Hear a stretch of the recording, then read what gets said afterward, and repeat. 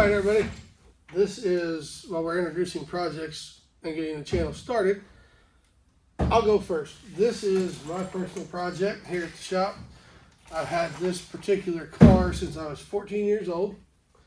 I did not get to work on it during high school like I wanted to. Just things happen, life happens. All you car guys can usually relate to that.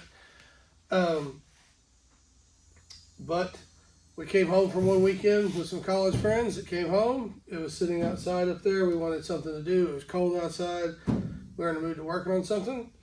And I credit my college friends with this car actually ever getting running again. We had a pile of parts for it. We had somewhat of a game plan for it.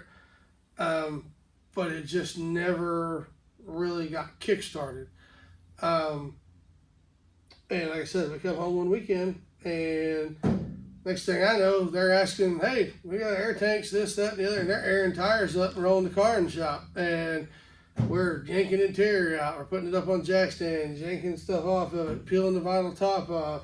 I mean, we had it down to a bare shell. I mean, it looked like like a pack of piranhas on a turkey leg. I mean, somebody threw it in there. I mean, it was bad. It was just stuff slinging off this thing.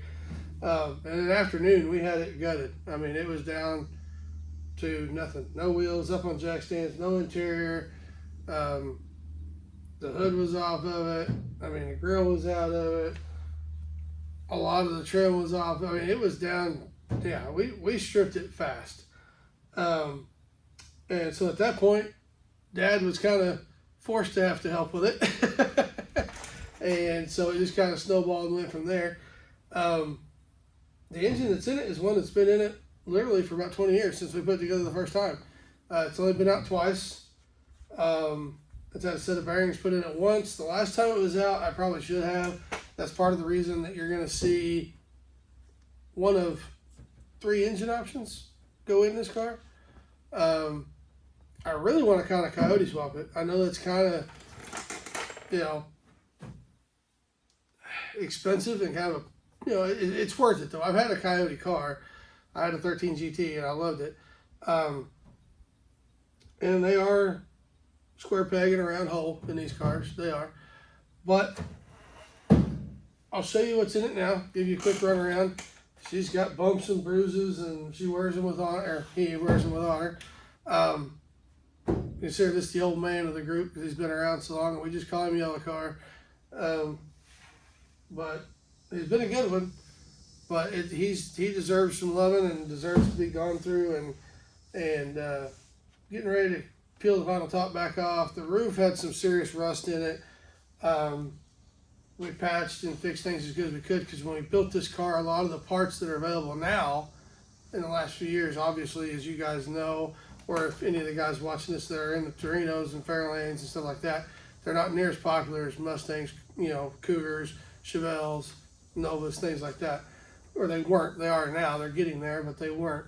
So they did not have the sheet metal following that those cars have until here recently. So hopefully this winter we'll get a roof skin put on him, and the piece along the bottom of the back window, even if I have to fab that or cut that out of another car, hopefully we'll get that replaced this winter too, along with a few other pieces and odds and ends. It's had a front disc brake conversion, but if I do go the Coyote route instead of like a big inch Windsor or a twin turbo Windsor or something like that, which that's probably more likely as a turbo or a 427 inch Windsor, unless I can find a heck of a deal on a Coyote. But either way, I think I'm going to do like an AJE style K-member with the Fox style strut swap and the SN95 brakes, so I can trim the towers, not completely get rid of them, but trim them and make plenty of more room to work on things. As you guys know, these are kind of snug under the hood, which we'll get into in a minute. As far as rear end goes, it's a 9-inch out of a pickup that's been built. It's got strange axles, strange limited slip. It's got the pickup rear brakes on it that have been re-drilled for a car bolt pattern. It's got the big tapered bearing ends on it, which make it kind of a pain to find certain disc brake conversions and stuff for the back. So it may end up getting the HAE rear suspension conversion along with an 8.8, possibly, just to make disc brakes easier. And I have some 8.8 parts from my Fox Body and SM days still laying around the shop. So, without further ado, we will start under the hood. As many of you can tell, this is not the correct grill. This is a Fairlane/Cobra grill, but it looks way better to me than the regular 69 Torino grill. And as all of you know that have had one of these cars, that grill, that plastic does not survive unless it is a survivor car. If it's a go drag it out of the field and restore it car, you guys know how brittle the plastic factory GT grill is. It's just a 60 over, mild Windsor, Edelbrock heads, big comp roller, dual fours, obviously, headers, full exhaust, MSD, just the basic stuff. And before anybody says anything, this is the good MSD stuff from 20 years ago. This is the stuff that was in here when this car was put together back in 03 or 04. And yes, it has made it that long. Try that with your less than 5-year-old MSD boxing distributor. I see so many people complaining about MSD stuff, and I get it, but this stuff is the original stuff, and it actually has lasted this long. Basic electric fan conversion. It's got the CVF serpentine drive, just mainly for the alternator. It does have the Power Master 100 amp single wire conversion alternator. It actually works really well. There is an electrical issue that this car has had off and on its entire life since I've owned it and since we've put it together, and it has kind of come and gone. And I'm getting tired of chasing it. So probably this winter, me and Brian, since he loves electrical challenges, isn't that right, Brian? Right. Yeah.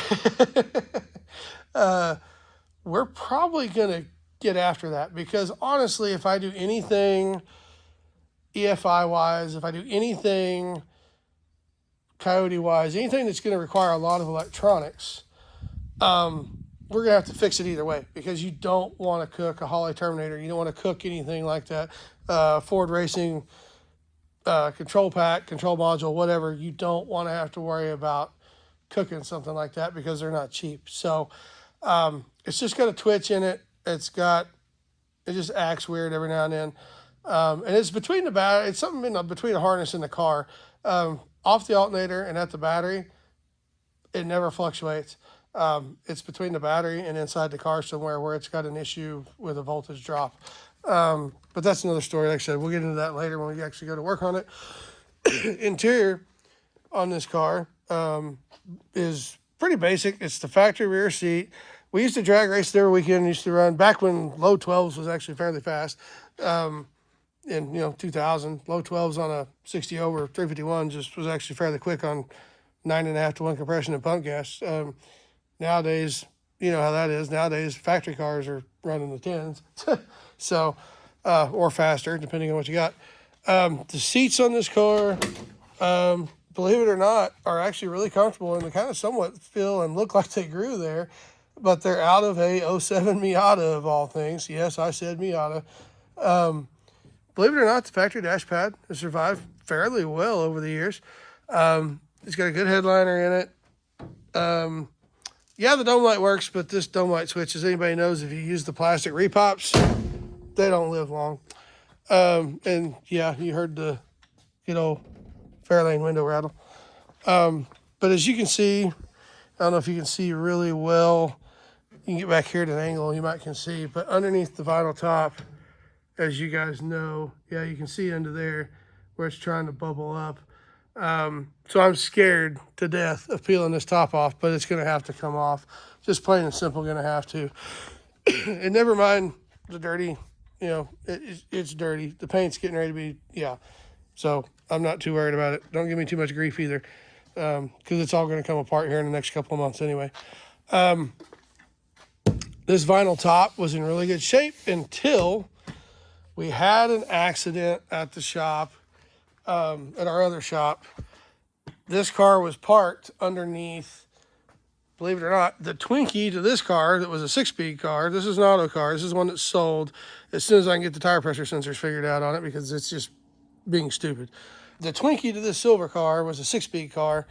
and the little check valve in the quick connect, while we had the 6.1 out of it and the transmission out of it, failed, and it dripped brake fluid onto the drip pan, but the drip pan did not do its job completely, and so this whole corner, you can see the split in the paint right here, and the discolored paint here, and the split here, and see it, and you can't really see it, but you can feel how soft and squishy this has gotten, and you can see all the wrinkles in it. If you zoom in close, there's wrinkles and it's peeling up everywhere. And it's made this right here accelerate very much right here in this paint, right here underneath this top. It's just blistered it all up. I mean, it's actually soft. So brake fluid, whatever they tell you, if you've ever gotten lucky and got brake fluid on something and never had an issue, count your blessings, because it ruined this top and it's ruined the paint and possibly any patchwork that we've done underneath this in the past with that brake fluid. So that's one reason why we're gonna strip the whole top off, take all the trim and bumpers off, and we're actually gonna go through, repair some of that. Luckily this car is really solid down here on both sides. Rockers, torque boxes, all that's good. Frame rails are good. Inside the trunk, the trunk extensions, all that stuff is in excellent shape. But pardon the cough. I was sick for about 4.5 days last week, and I still got a cough that just won't quite go away. But I just thought I'd give you a quick run around of the car. I can fire it up for you, let you hear it, let you see what you think. She still fires, or he still fires right up without much issue. Actually, this is probably, believe it or not, this is probably the most reliable car I've had over the 20 years you've known me. Anytime we wanted to go, it goes. Yep. Yeah. Sometimes it's a little cranky on fuel. If you let it sit for about 2 weeks, it'll drain back. So you gotta hit a little whiff of the sniff to get it to go, unless you want to crank on it forever. But most of the time, it fires right off.